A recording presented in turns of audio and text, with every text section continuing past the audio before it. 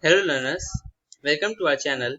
My name is Ishan Kesavani and today I will show you how to find the area of a circle.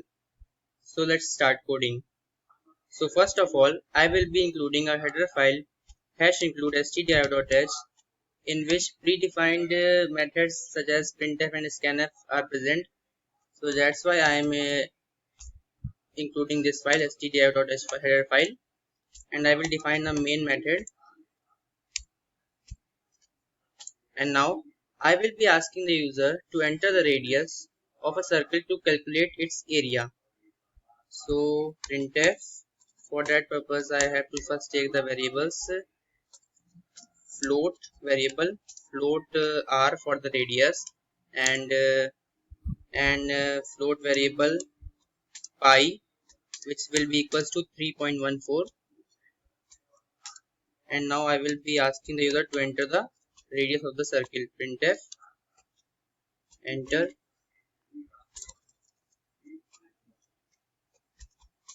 the radius of the circle.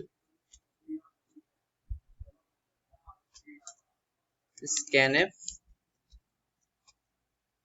percentage f for taking the input in the float variable, percentage f comma address of r. Now what will I do? I will calculate the area of the circle. So I will be needing another variable, so I will be taking a, and a will be equals to pi into r, because the formula for calculating the radius of the circle is pi r square. Now I will simply print this.